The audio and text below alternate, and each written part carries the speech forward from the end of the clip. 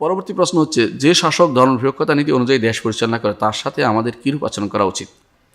দেখুন, বর্তমান বিশ্বে একটা বড় ফিতনা হচ্ছে এই বড় ফিতনা, বড় সমস্যার বিষয় হচ্ছে এটা, যে এটার নাম হচ্ছে এরা ধর্মনিরপেক্ষতা নাম দিয়েছে। এই নামটা যারা দিয়েছে, আমি যদি আমার হাতে যদি কোনো আল্লাহ তাআলা কোনো ক্ষমতা দিতেন, তো আমি লোকটায় খুঁজে আনতাম যারা এই নামটা দিয়েছে। এটা মিথ্যা নাম দেওয়া হয়েছে, এটা হচ্ছে ধর্মহীনতা। এটা আর ইংরেজি নাম হচ্ছে সেকুলারিজম। তো সেকুলার কারা? এটা হচ্ছে লা দিনই, আরবিতে বলা হয়, অর্থাৎ যা দিন নেই, দিন মানে না, দিন সম্পর্কে কোনো কথা নেই, দিনের সম্পর্কে কোনো কথাই বলা হবে না, আল্লাহর দিনকে তাকাবো না, খুঁজেও দেখবো না, আমি আমার রাষ্ট্র পরিচালনা করবো দিনের বাইরে। এটাই হচ্ছে মূলত তথাগত সেকুলারিজমের অর্থ। যারা বাংলায় অর্থটা করেছে, এরা আসলে একটা ভণ্ডামির আশ্রয় নিয়েছে।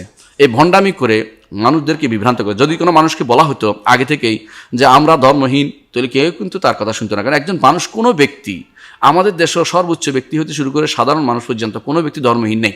ধর্মহীন হচ্ছে দুই সেটটা সবচেয়ে অঘরে মরা এবং সবচেয়ে বজ্জাত, এগুলো ধর্মহীন। আসিফ মহিউদ্দিনদের মতো বদমাশগুলো, এগুলি হচ্ছে ধর্মহীন তথা দাবি করে, কিন্তু তারাও ধর্মহীন না। তারা ইসলামের বিরুদ্ধে নামে অন্যান্য ধর্মের বিরুদ্ধে কথা বলে না, কারণ তাদের সাথে ওখানে সখ্যতা অবলম্বন করে, তাদের দেশে অবস্থান করার সুযোগ পায়।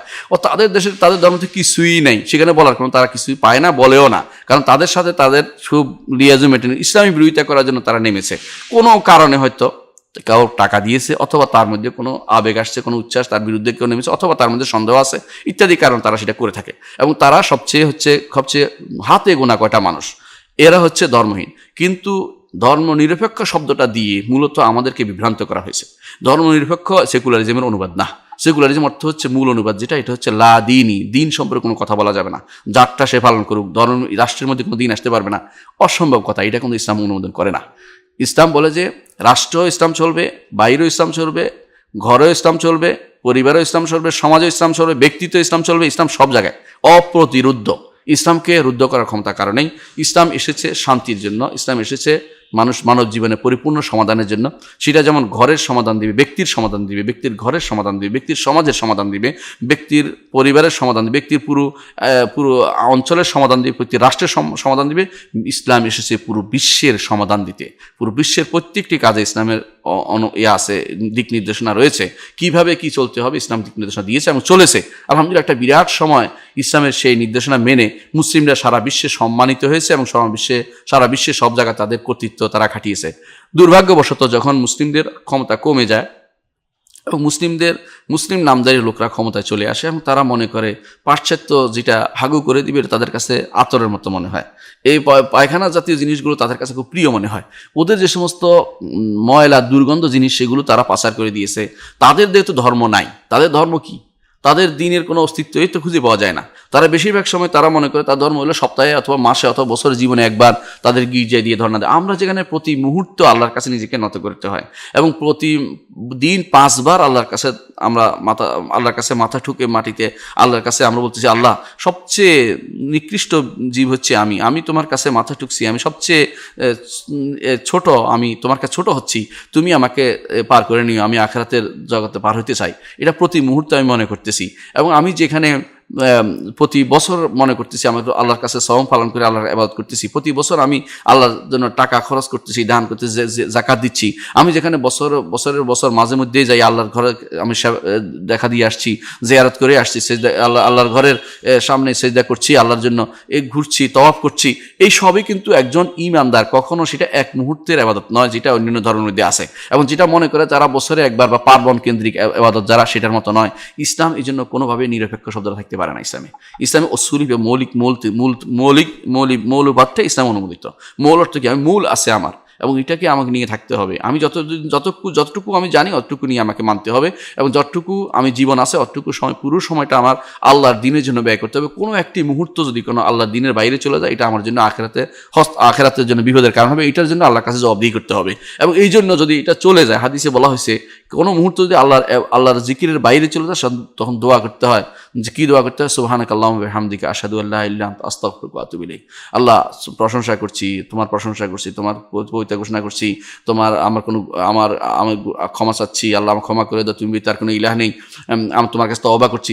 কত করছেন কেন এত কিছু কেন বলছেন? কেন? যেই সময়টা আল্লাহর ইবাদতের বাইরে চলে গেছে, এই সময়টা জন্য আল্লাহর কাছে আপনাকে জবাবদিহি করতে হবে। এটা যেন জবাবদিহি না করে সেজন্য মাফ চাচ্ছেন। তাহলে বোঝা যাচ্ছে একজন ব্যক্তি সে যত বড়ই হোক না কেন, সে যদি রাষ্ট্রপ্রধান হয়, সে যদি কোনো সাংসদ হয়, অথবা সে যদি কোনো এমপি হয়, অথবা কোনো মিনিস্টার হয়, অথবা কোনো উপজেলা চেয়ারম্যান, অথবা কোনো এই ডিসিএসপি হয়, অথবা কোনো ব্যক্তি হয়, প্রশাসনিক যে কোনো ব্যক্তি, অথবা সমাজপতি, অথবা পরিবারের কোনো নারী, অথবা কোনো ছেলে বা পুরুষ, কারোই আল্লাহর ইবাদত থেকে এক মুহূর্ত দূরে থাকার কোনো সুযোগ নেই। তাহলে একজন মানুষ কিভাবে বলতে পারে যে তিনি ধর্মনিরপেক্ষ? কেন কিভাবে বলতে পারে নিরপেক্ষ না? তাকে দিন মেনে চলতে হবে। ওই ব্যক্তি হতে পারে ধর্মনিরপেক্ষ যে ব্যক্তি ইসলাম মানে না। ইসলাম যে ব্যক্তি মানে সে ধর্মনিরপেক্ষ হতে পারে না। নিরপেক্ষ যদি এই অর্থ দেওয়া হয় অপরের ধর্মে আমি আক্রমণ করবো, তাহলে ইসলাম তো সবার আগে সেটা, কিন্তু ইসলাম এই অর্থে তারা ব্যবহার করছে না। তাদের উদ্দেশ্য হচ্ছে যে ইসলামের নামে কিছু হতে পারবে না, ইসলামের নামে সব হতে হবে, এটা ইসলামের কথা। ইসলামের নামে আপনি পড়ালেখা হবে ইসলামের জন্য, আপনার চাকরি হবে ইসলামের জন্য, আপনার দিনদারি হবে ইসলামের জন্য, আপনার বিয়ে শাদী হবে ইসলামের জন্য, আপনার দুনিয়ায় চলা ফেরা, বাড়ি বিল্ডিং সব কিছু ইসলামের নিয়ম হতে হবে আপনাকে। এটা হচ্ছে ইসলাম বলে। তো ইসলামের সাথে ধর্মনিরপেক্ষতা কোনোদিন একসাথে কোনোভাবেই মিলে না, একটা সম্পূর্ণ বিরোধী। ধর্মনিরপেক্ষতা নামে সেকুলারিজম চালু করা হয়েছে। হ্যাঁ, এখন যদি বলেন যে পরধর্মের সহিষ্ণুতা, এইটা ইসলাম কখনো নিষেধ করে না ওই জায়গাতে যেখানে যুদ্ধ নাই। যেখানে যুদ্ধ আছে সেখানে কিন্তু এটা কিন্তু মেনে নেওয়ার জিনিস নাই। সেখানে হয় তিনটা জিনিস রাসূল বলে দিয়েছেন, যুদ্ধ যেখানে হবে সেখানে রাষ্ট্রপ্রধানের অধীন যে যুদ্ধ হবে, এটা ব্যক্তিগত যুদ্ধ হয় না কখনো।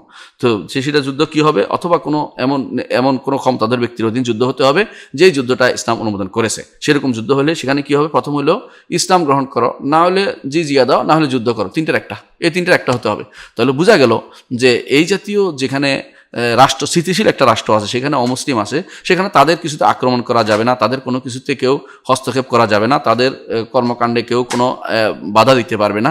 সেটাতে বলতে পারে রাষ্ট্রীয় নিয়ম মেনে চলতে হবে, এটাতে কোনো সমস্যা নেই। কিন্তু মুসলিম কখনো ধর্মহীন হবে, ধর্মের চিন্তা করবে না তার কর্মকাণ্ডে, এটা মুসলিমদের কাজ নয়। যে ব্যক্তি এটা করবে, শিক্ষা ব্যবস্থা অথবা সাংস্কৃতিক কর্মকাণ্ড সবগুলোতে সে অনইসলামিক চলবে, আর শুধু সপ্তাহে এসে একবার মসজিদে এসে দিবে, হাজিরা দিবে, অথবা বছরে একবার হাজিরা দিবে, অথবা প্রতিদিনই হাজিরা দিল, কিন্তু তার অন্তরের মধ্যে আছে যে এগুলি এত গুরুত্বপূর্ণ না, বা এগুলি হচ্ছে আলাদা, ওইটা আমি বাইরে জামা পরে আসছি, এখানে এসে আমি এখন দিনের কথা বলবো, এই জাতীয় চিন্তা ভাবনা যারা করবে তারা আসলে মুসলিম না, তারা মুসলিম হতে পারে না।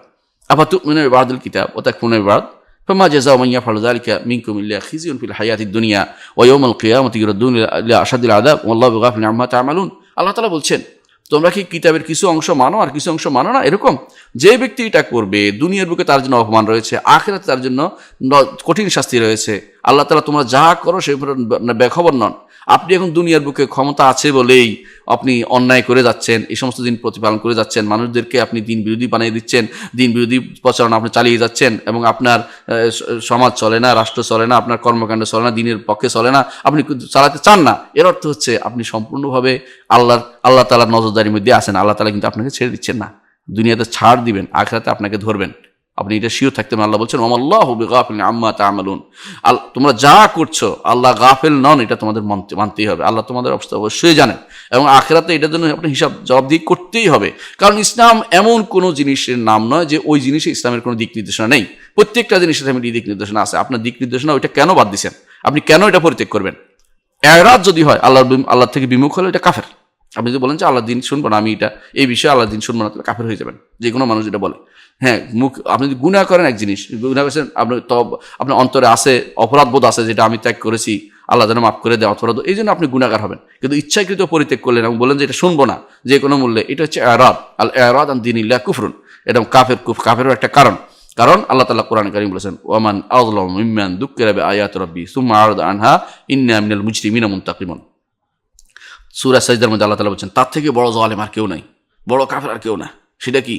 মিম্মান যুক্কিরা বিআয়াতি রাব্বি, যাকে আল্লাহর আয়াত কোরআন এবং হাদিস দিয়ে তাকে জানানো হচ্ছে, তাকে নসিহত করা হচ্ছে, সুম্মা আরাদা আনহা, তারপর থেকে মুখ ফিরিয়ে আসে, শুনবে না। আল্লাহ বলছে ইন্না মিনাল মুজরিমিনা মুনতাকিমুন, সে মুজরিম, বড় অপরাধী, তার চেয়ে আমি প্রথম শাস্তি দেবো তাকে। আমি ইন্না মিনাল মুজরিমিনা মুনতাকিমুন, তাই এই মুজরিম থেকে আমি প্রচণ্ডভাবে শাস্তি ব্যবস্থাপনা করতেছি, তাকে আমি শাস্তি দেবো। কোরআনে কারীম আল্লাহ তাআলা এই জন্য বলেছেন আফা হুকমাল জাহিলিয়াতি ইয়াবগুন ওয়া মান আহসানু মিনাল্লাহি হুকমান লিকাওমিন ইয়াকিনুন। তারা কি জাহিলি বিধান চায়, রাসূলের আগে যে বিধান ফিরে যেতে চায়? আল্লাহর চেয়ে উত্তম হুকুমদাতা আর কে হতে পারে? সুতরাং যারাই অনুসরণ করছে প্রবৃত্তির অনুসরণ, তারা গুনাহগার। প্রবৃত্তির অনুসরণের পরে যখন আল্লাহর দিন থেকে বিমুখ হয়ে যায়, আল্লাহর দিনকে শুনবে না, মানবে না, নিজের জীবনে বাস্তবায়ন করবে না, নিজের যারা তার অধীন আছে তাদেরকে তাদের মধ্যে বাস্তবায়ন করবে না, বা বাস্তবায়ন করলে তাদের বিরুদ্ধে নামবে, এর অর্থ হচ্ছে তারা আল্লাহর বিরুদ্ধে নেমেছে। এ বিষয়ে আল্লাহর সাথে তাদের বোঝাপড়া হবে। আমরা শুধু দুনিয়ার হুকুম বলে দিচ্ছি এটাই, যারাই মন থেকে বলবে মানবে না, তারা বলবে তারা কাফের। আর যারা গুনাহগারের মধ্যে তাদের অন্তরের ভিতরে অপরাধবোধ আছে, তারা ফাসিক এবং তারা জালেম। আর যারা মানা জরুরি মনে করে না, বা আল্লাহর বিধানকে তাদের দিনের মধ্যে সব জায়গায় পরিচালনা করা তাদের গুরুত্বপূর্ণ মনে করে না, তারা কাফের এবং তারা কাফের। আর যারা মনে করে যে এইটা এবং আল্লাহর বিধান এবং সব বিধান সমান, তারাও কাফের। যারা মনে করে যে না, গুনাহ হচ্ছে, আল্লাহর কাছে মাফ চাচ্ছি, তারা গুনাহগার। যদিও তারা বিরোধিতা করে বা শরীয়ত বিরোধী কাজ করতেছে, এটা গুনাহগার। কিন্তু কখনো আল্লাহর বিরুদ্ধে নামা উচিত নয়, অথবা আল্লাহর বিরোধী কোনো বিধানকে প্রতিষ্ঠা করার জন্য তারা উঠে পড়ে লেগে যাওয়া, এটা সবই হচ্ছে কুফরের আলামত। আল্লাহর কাছে ক্ষমা চাই। আল্লাহ যেন আমাদেরকে এই তথাকথিত সেকুলারিজম বা তথাকথিত ধর্মনিরপেক্ষতাবাদ, যেটা নামে চালু আছে, মিথ্যা অনুবাদ করেছে যে ব্যক্তি এই ধর্মহীনতাকে, সেটা এই থেকে আল্লাহ যেন আমাদেরকে হেফাজত করেন। আল্লাহ আমাদেরকে যেন এই বিপদ থেকে উদ্ধার করেন, এবং মুসলিম সমাজকে, পুরো মুসলিম বিশ্বকে আজ এই বিপদের মধ্যে যারা নিমজ্জিত আছেন তাদেরকে সবাইকে উদ্ধার করেন। আমাদের শাসকদেরকে, আমাদের উপস্থ যারা কর্মকর্তা, তাদেরকে যেন আল্লাহ তাআলা সুমতি দান করেন, তাদেরকে সঠিক পথে পরিচালিত করেন। আল্লাহর কাছে এই দোয়াই করছি।